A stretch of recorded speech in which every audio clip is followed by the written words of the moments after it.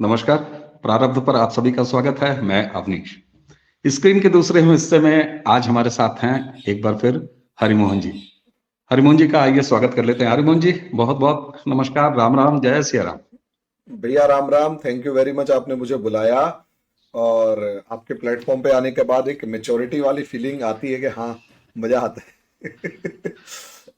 Thank you. Harimohan जी, आपसे दर्शकों हनुमान जी का परिचय प्रारब्ध के इस मंच पर कराने की ऐसी कोई आवश्यकता हो, औपचारिकता हो, मुझे नहीं लगता।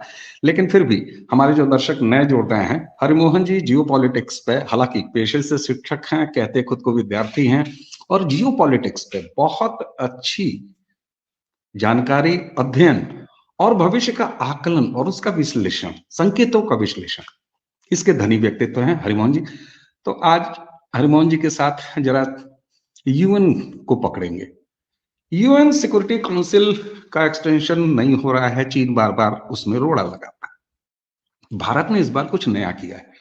हमारे विदेश मंत्री एस जयशंकर अलग अलग इंटरनेशनल फोरम्स पे, मंचों पर जब तब बुरी तरह लताड़े हैं, यूएन के अंदर लताड़े हैं इस बात को लेके। लेकिन 1 फरवरी को जब इस बार बजट जो इंटरिम है, उस समय भारत ने जो यूएन को वो डोनेट करता था 382 करोड़ रुपए सालाना, उसको घटा के 175 करोड़ रुपए सालाना कर दिया।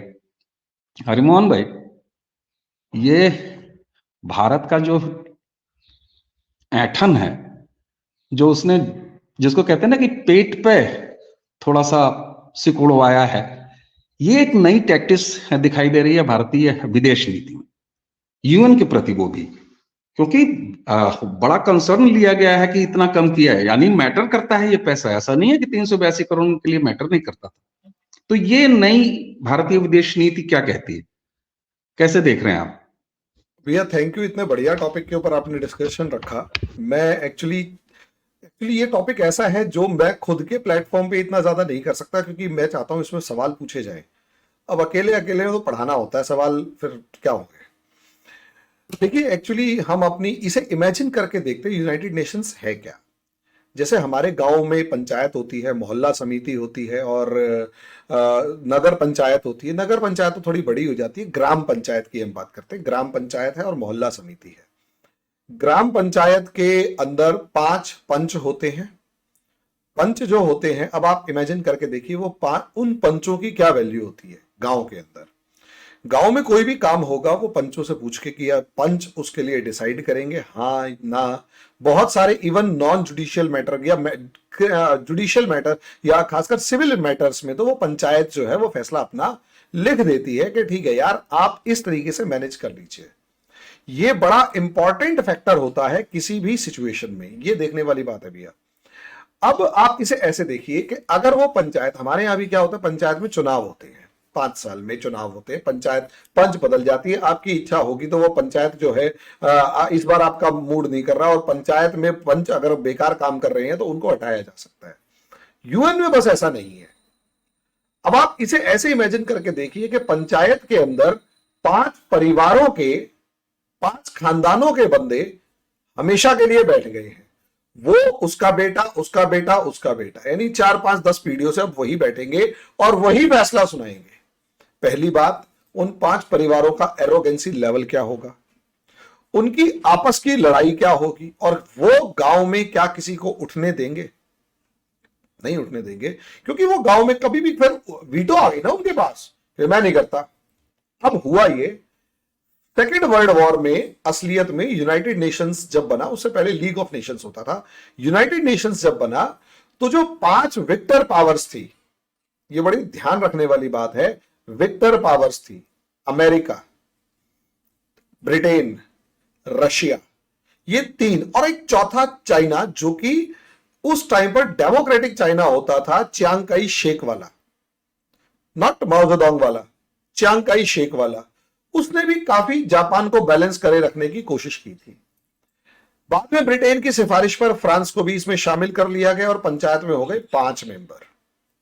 5 में से 4 जो थे वो कैपिटलिस्ट थे, एक था रशिया, कम्युनिस्ट, यूएसएसआर। अब सवाल इसको ऐसे समझिए,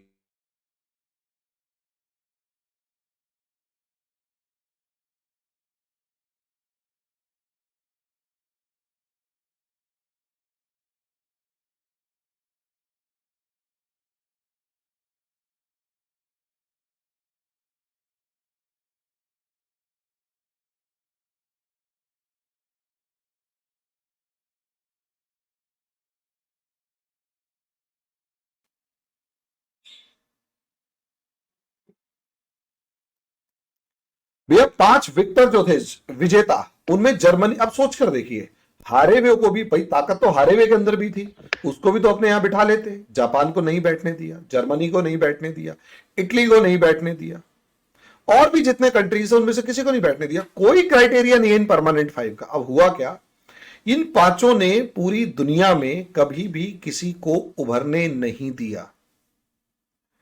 आपस में लड़ते थे लेकिन किसी को भी तरक्की नहीं करने दी, मिलिटरीली, इकोनॉमिकली, किसी भी तरीके से। जहां पर थोड़ी सी सरकार आई, उसी सरकार को इन्होंने गिरा दिया। थोड़ी सी ताकतवर सरकार आई, चाहे वो इजिप्ट की नासिर हुई, चाहे वो इंडिया के अंदर इन्होंने कोशिश करके जवाहरलाल नेहरू के बाद जिस तरीके से उठापटक करने की कोशिश करी वो हुई, चाहे कोई सी भी गवर्नमेंट, आप पाकिस्तान में देख लीजिए, नियो कॉलोनियलिज्म का बेस्ट एग्जांपल है। ताकत भी इनके, मिलिट्री भी इन सबके पास थी, पैसा इनके पास था, खासकर अमेरिका और यूएसएसआर के पास। आपस में खूब लड़ते थे, खूब, लेकिन किसी को उभरने नहीं देते थे। यह पहली बार ऐसी सिचुएशन आई है आफ्टर 75 80 ईयर्स होने जा रहे हैं, 80 साल के बाद ऐसी सिचुएशन क्रिएट हुई है पहली बार, जिसके अंदर अगर आप देखेंगे तो एक चीज साफ तौर पर नजर आएगी, और वो है कि जो नजर आएगी एक चीज वो ये है कि पहली बार यहां पर पावर्स जो है वो इकट्ठी हुई है। वो मतलब पावर जो है डिसेंट्रलाइज हुई है। अमेरिका से और रशिया से पावर निकलकर चाइना, जो परमानेंट 5 का मेंबर है, लेकिन इंडिया के पास आई है। इंडिया के पास मिलिटरीली, जिस तरीके से चाइना को 2 बार धो चुके हैं, एक बार गलवान में और दूसरी बार जो नाथुला, मतलब जो सिक्किम के पास या अरुणाचल प्रदेश के अंदर एक झड़प हुई थी उसमें। इकोनॉमिकली मजबूत होके उभरे हैं, और पहली बार ऐसा हुआ है। उससे पहले क्या होता था भैया, इससे पहले यह होता था कि अमेरिका और यूरोपियन कंट्रीज के दिए हुए दान पर अफ्रीका और एशिया के देश चलते थे। पहली बार ऐसा हुआ है कि इंडिया की उन्हें जरूरत है, इंडिया की इकोनॉमी की जरूरत है, इंडिया की इन्वेस्टमेंट की जरूरत है, और चाइना जैसी एक एरोगेंट और रूल बेस्ड ऑर्डर को ना मानने वाली एक पावर को काउंटर करने के लिए उन्हें इंडिया की जरूरत है। लेकिन भैया वो जो पंच है, ये बिल्कुल ऐसा ही है जैसे पंच है, उन सबकी हालत खराब हो चुकी है, जमीनें बिक चुकी हैं, कर्जे पे जिंदगी चल रही है, और अवनीश जी अपने गांव के अंदर नए एक जो है फाइनेंशियली स्ट्रांग बन चुके हैं। अब सर आप क्लेम, जैसे गांव में आपका एक पावर है ना, आप ग्राम पंचायत को डोनेशन दे रहे हैं, आपके हिसाब से सड़क बन रही है, आपके हिसाब से कुआं बना रहे हैं, आपके हिसाब से सब चीजें, आप कह रहे हो यार पैसा मेरा लग रहा है, पैसा भी मेरे पास है, ताकत भी मेरे पास है, सब चीजें मेरे पास है, ये 5 में मेरे को शामिल क्यों नहीं कर रही, ये बताओ। यही इंडिया कह रहा है कि भाई पैसा मेरे पास है, मिलिट्री मेरे पास है, क्या नाम है, पॉपुलेशन मेरे पास है, मेरी डोनेशन के ऊपर तुम काम कर रहे हो, मेरे दिए हुए इन्वेस्टमेंट के ऊपर यूरोपियन और अमेरिकन कंट्रीज चल रही हैं, और आप अब इस टाइम पर मुझे परमानेंट 5 में शामिल नहीं कर रहे।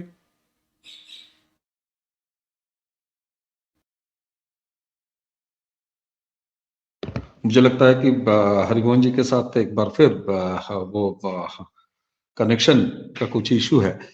तो हरिमोहन जी के दोबारा आने तक, जी हरिमोहन जी आ गए हैं दर्शकों, तो हरिमोहन जी को एक बार फिर स्टूडियो में ले लेते हैं।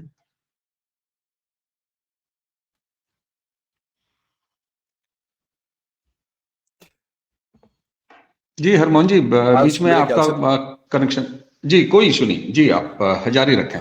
जी अब इसमें है क्या, अब भैया एक बात बताइए, इंडिया यही तो कह रहा है, ये बिल्कुल ऐसा ही है जैसे आप अपने गांव में क्लेम करें कि भैया देखो पैसा मैं दे रहा हूं, फाइनेंस मैं दे रहा हूं, काम मैं करवा रहा हूं, मैं सारी चीजें कर रहा हूं, और तुम मुझे ही अपनी पंचायत में बैठने नहीं दे रहे,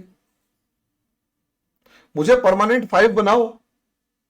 अब जब परमानेंट 5 बनाओगे तो क्या करोगे, वहां वो कहेंगे ना तू नहीं बनेगा।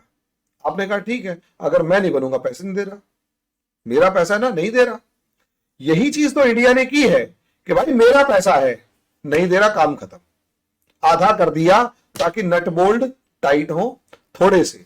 और उसके बाद ये आज ऐसा नहीं हुआ है, एक्चुअली आज के दिन यूनाइटेड नेशंस की क्रेडिबिलिटी पर क्वेश्चन उठा हुआ है। पहला क्वेश्चन क्या है क्रेडिबिलिटी पर, पहला क्वेश्चन ये है कि इजराइल हमास वॉर में इसने क्या कर लिया, यूक्रेन रशिया वॉर में इसने क्या कर लिया, चाइना की जो एरोगेंसी है उसमें उसने क्या कर लिया, जो बोको हराम जो इस टाइम पर काम कर रहा है उसमें उसने क्या कर लिया, अफ्रीकन कंट्रीज में कू हो रहे हैं उसमें उसने क्या कर लिया, इंडिया के ऊपर पाकिस्तान इतनी ज्यादा टेररिज्म भेज रहा है उसमें उसने क्या कर लिया।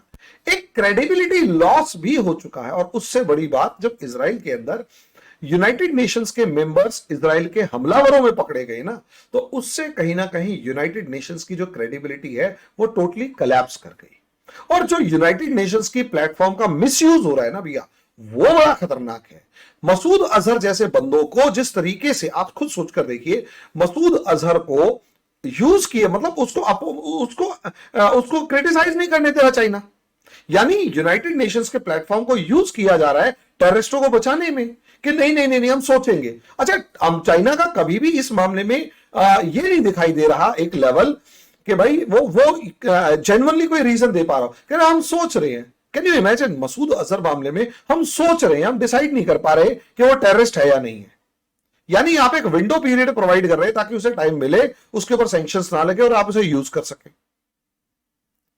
ये चीज है। और इसी वजह से इंडिया बार बार क्लेम कर रहा है कि मेरे को भी शामिल करो। अब चाइना को चैलेंज क्या है भैया, जिस दिन इंडिया वहां पर हो गया ना, तो चाइना ने जो ईस्ट तुर्किस्तान मूवमेंट के ऊपर जो रिस्ट्रिक्शंस लगा रखी हैं, इंडिया टिट फॉर टैट उसी लैंग्वेज में करेगा कि तू एक और मैं एक, जैसे यूएसएसआर और अमेरिका का चलता था किसी टाइम पर। कि आप इसे ऐसे इस तरीके से देखेंगे। अब क्रेडिबिलिटी लूज हो चुकी है यूनाइटेड नेशंस की, और अमेरिका, इंडिया जो है वो टिट फॉर टैट करेगा।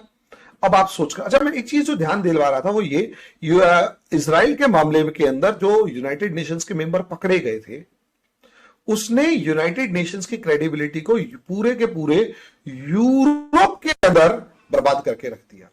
सिर्फ अकेले इजराइल ने नहीं, इवन बहुत सारे मामलों में बहुत सारे दूसरी कंट्रीज ने भी फाइनेंस को रोक दिया है। एक तरफ वो क्रेडिबिलिटी लॉस है, दूसरी तरफ चाइना के द्वारा किया जाने वाला, नॉट ओनली चाइना, अमेरिका ने भी बहुत सारी जगह टेररिस्टों को बचाया है।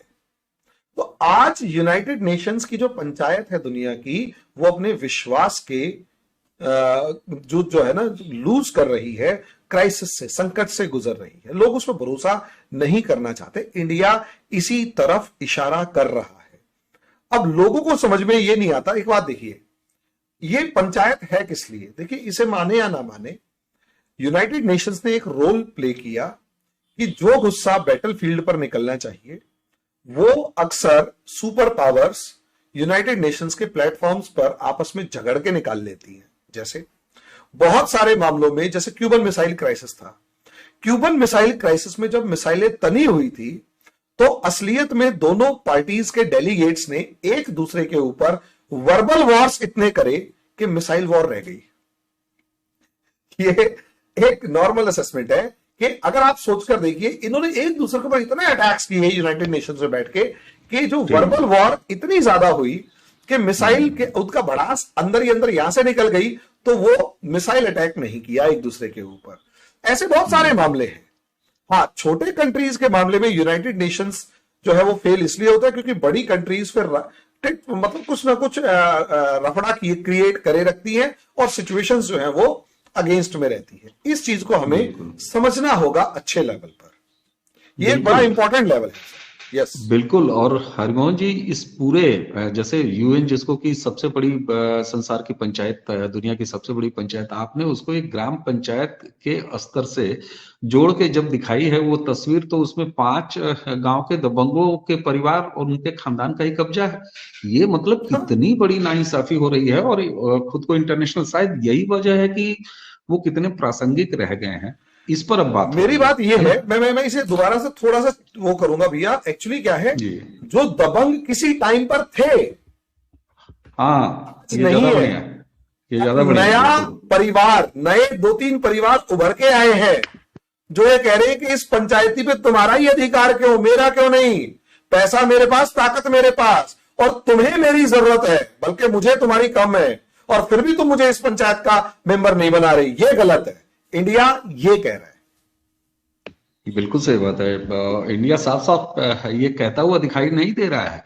मतलब किसी की आप जेब पर जो है वो बंदिश लगा दीजिए, इसको कहते हैं कि राशन में कटौती कर दीजिए। ये तो उस टाइप का होता है कि अब थप्पड़ लगाना ही बाकी रह गया है, अब इससे ज्यादा और क्या हो सकता है। और जो और पंचायत, क्या। आप ये बताइए, और भारत का ये डिसीजन, आर्थिक डिसीजन कटौती का इसलिए महत्वपूर्ण है कि भारत न सिर्फ पांचवी सबसे बड़ी इकोनॉमी है, सबसे तेज बढ़ने वाली इकोनॉमी है। तो यानी स्वाभाविक रूप से लोग गिनाते हैं यूएस ने सबसे ज्यादा यूएस देता है, ये देते वो देते, लेकिन साहब आज जो बदल रहा है, जो पॉलिटिकल में पूरा जो एक ढांचा बदल रहा है, उसमें तो खेल इंडिया का ये सामने दिखाई दे रहा है।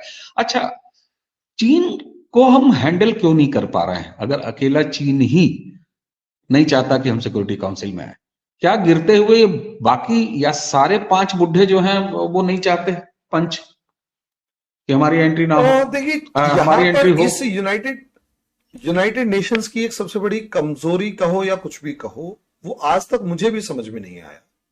Veto power. One side no, all had two side no, have two side no, say no. अगर आप एक मना कर देगा तो सबको मना करना पड़ेगा।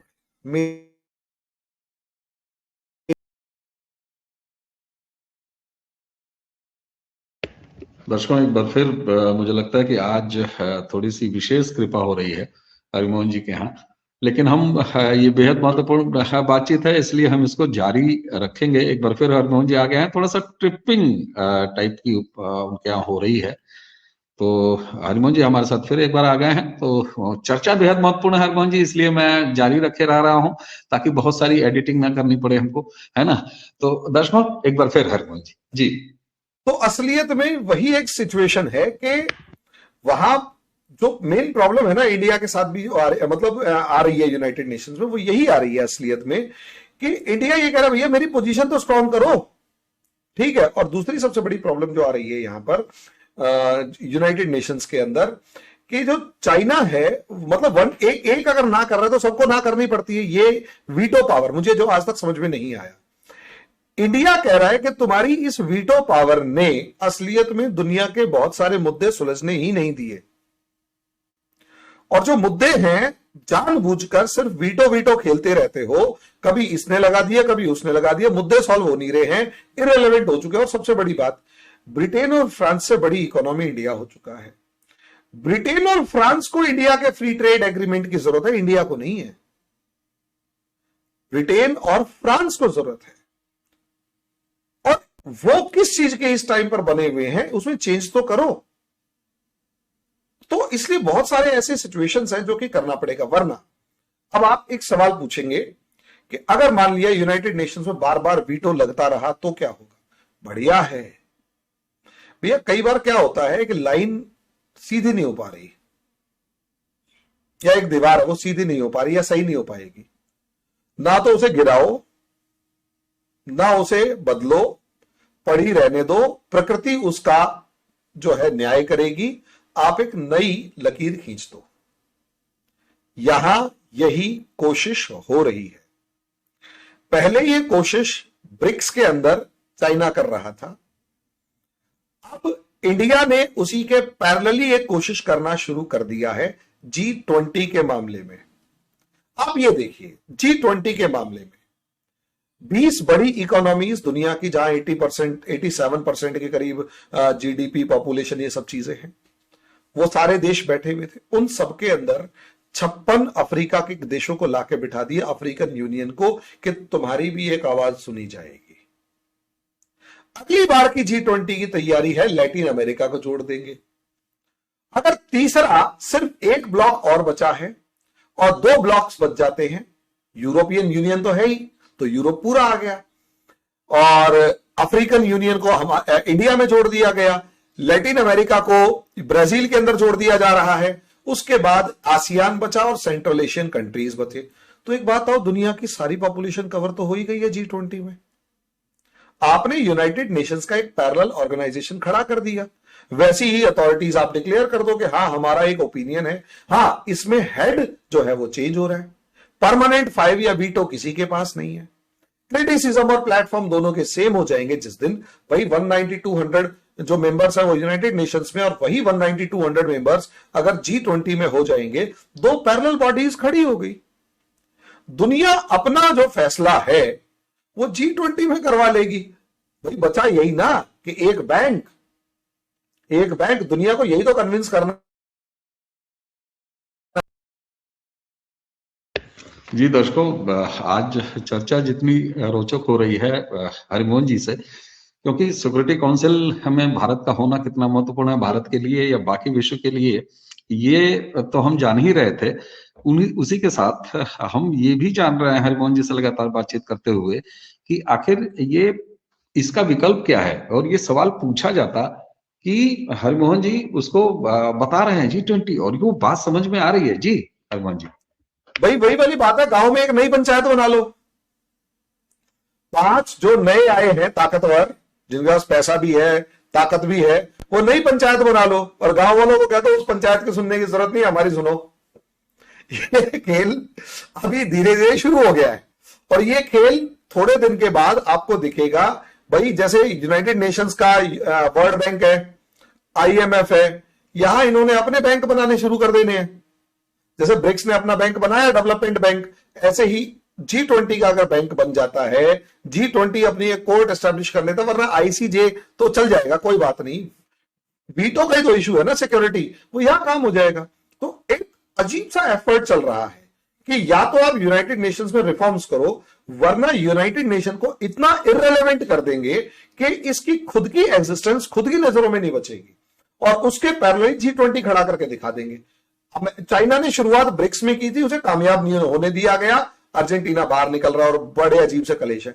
G20 में सारे खुश हैं, तो एक कलेक्टिव वॉइस भी सुनी जा रही है अफ्रीका की फॉर्म में, और एक इंडिविजुअल वॉइस भी सुनी जा रही है जो बड़ी इकोनॉमीज है। तो प्रॉब्लम क्या है? मुझे तो सही लगता है ये, और मुझे आगे विजन ऐसा ही नजर आ रहा है कि इंडिया G20 के नाम पे यूनाइटेड नेशंस को धमका रहा है, भाई मान जाओ, थोड़ा सा सम्मान हमारा भी रख लो, वरना तुम्हारा सम्मान खत्म कर दिया जाएगा बड़े प्यार से, बिना किसी तीर के और तलवार के। तुम समझ बड़ी नहीं बात रहे। ये एक इस तरीके का एटीट्यूड इंडिया का नजर आ रहा है, और जो डॉक्टर एस जयशंकर हर प्लेटफॉर्म पे बोल रहे हैं, इशारे कर रहे हैं कि तुम इररिलेवेंट हो रहे हो, और हमारे पास तरीका है, मान जाओ और हमें भी वीटो दो और चाइना को रोको, नहीं तो we have some alternate. Yes, बिल्कुल बिल्कुल। हरिमोहन जी, शायद यही वजह है, बहुत सारे लोग ये सवाल पूछ सकते हैं कि आप लोग बात तो कर रहे हैं कि इंडिया ये जयशंकर जी कर रहे हैं, और ये जो पैरेलल खड़ा करना G20 इसमें इंडिया कर रही है, तो क्या है, इंडिया कैसे कर रही है? लेकिन ये साफ साफ दिखाई दे रहा है, और अब समझ में आता है कि G20 के अध्यक्ष रहते हुए जो समिट कराया इंडिया में इस भारत सरकार ने, तो उस पर इतना ज्यादा फोकस क्यों था?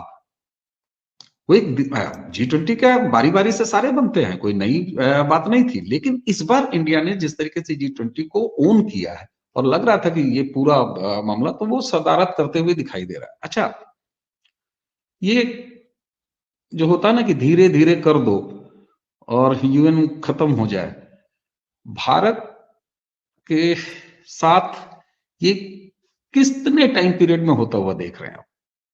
कुछ माफ कीजिएगा, मैंने ये कभी नहीं कहा यूनाइटेड नेशंस खत्म हो जाए, हमने सिर्फ आर्म्स ट्विस्टिंग की है। इरेलीवेंट हो जाए, इरेलीवेंट हो जाए, नहीं, हमने उसकी आर्म ट्विस्टिंग की है कि सुधर जाओ, वरना आप इरेलीवेंट हो सकते हो। कहीं ऐसा ना हो हम कोई ऐसा प्लेटफॉर्म खड़ा कर दे कि आप इरेलीवेंट हो जाओ, आप मान जाओ।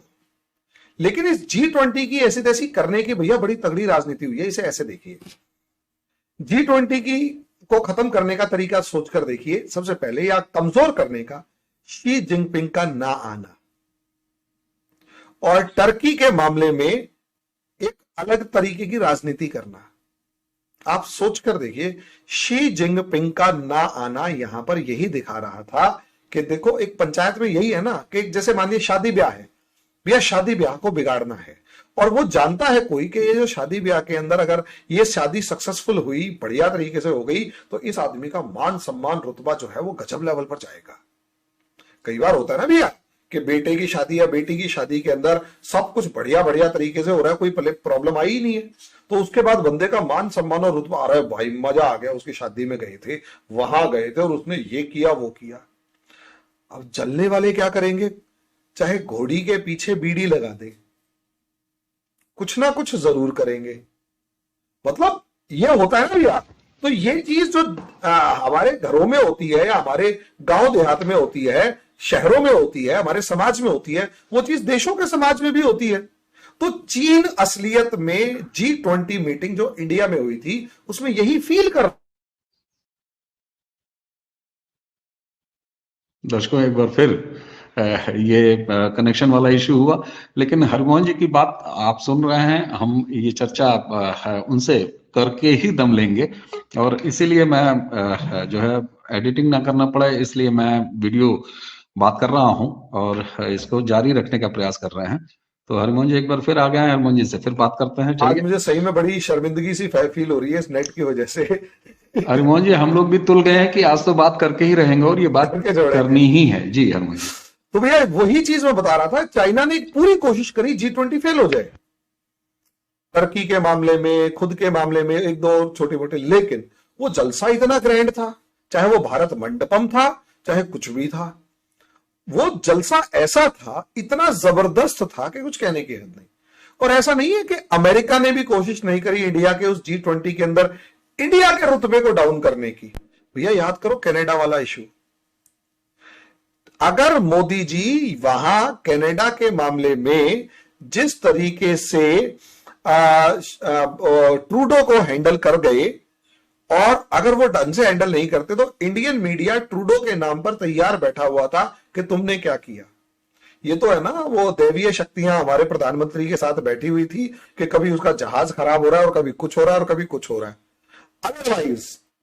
अदरवाइज भैया गारंटी की बात है, इंडिया की फजीहत होती, क्रेडिट ना मिलता, वो उसका मजाक बन गया कनाडा का।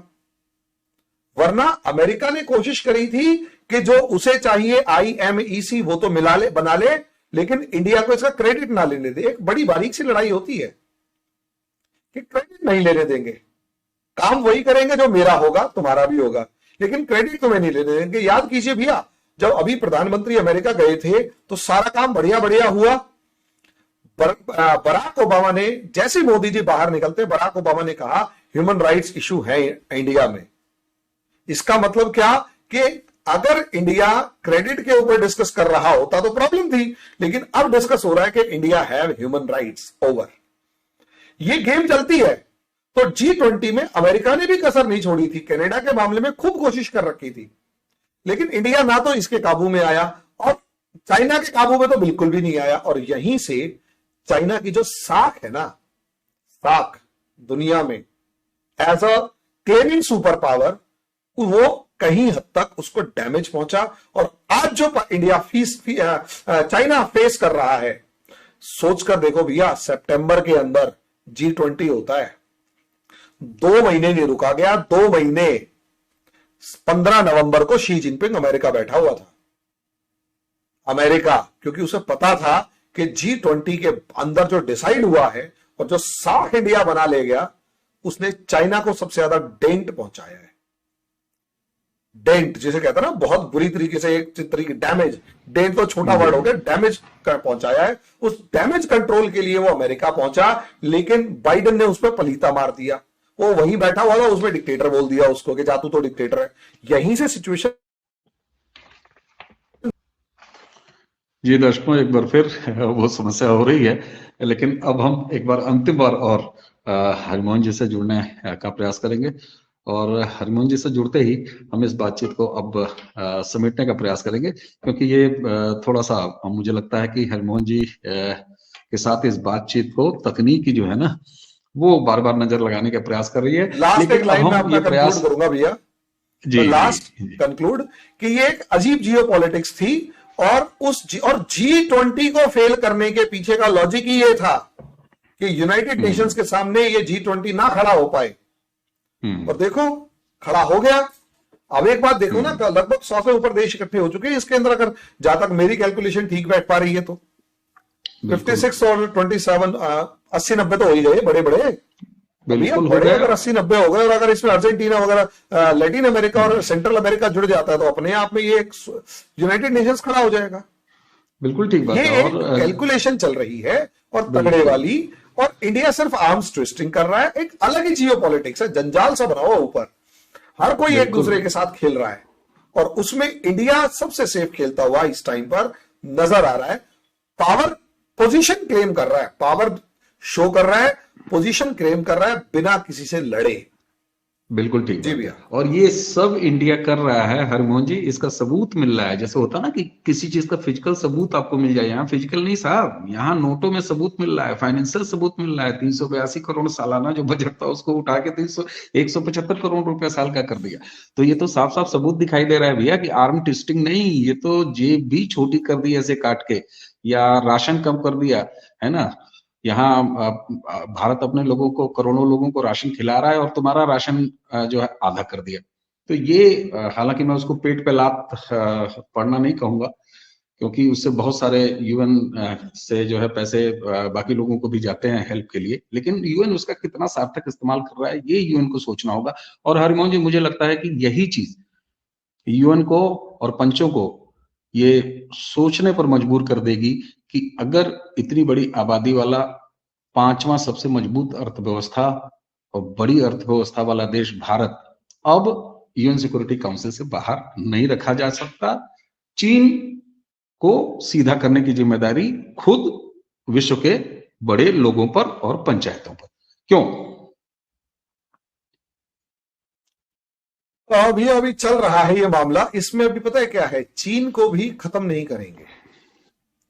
असलियत में यहां अमेरिका को 2 मिनट देखेंगे ना तो समझ में आएगा। अमेरिका चाहता है चाइना और इंडिया एक जैसी पोजीशन पर रहे और अमेरिका इन दोनों के ऊपर रहे। अमेरिका चाहता है मैं नंबर 1 रहूं और चाइना इंडिया एक दूसरे से कॉम्पिटिट करे और 2 बंदरों की लड़ाई करवा के मैं मलाई खा जाऊं, वो मलाई बिल्लियों की लड़ाई करवा के मैं मलाई खा जाऊं। इंडिया भी इस चीज को समझ रहा है कि भाई तेरे अकॉर्डिंग हम डांस नहीं करेंगे, हमारी जैसी सिचुएशन होगी हम उस तरीके से काम करेंगे। और यही एक बड़ा रीजन है इंडिया और अमेरिका के कॉन्फ्लिक्ट का। इंडिया वो पोजीशन क्लेम कर रहा है ना कि तेरे अकॉर्डिंग थोड़ा ना चलेंगे, और अमेरिका चाहता है कि इंडिया ग्रो तो करे लेकिन उसके अकॉर्डिंग, उसके फेवर में, ताकि जिस तरीके से चाइना की इकोनॉमी को अमेरिका ने यूज करने की कोशिश करी, अब वो इंडिया की इकोनॉमी को यूज करे, और उसमें भी not America but American deep states.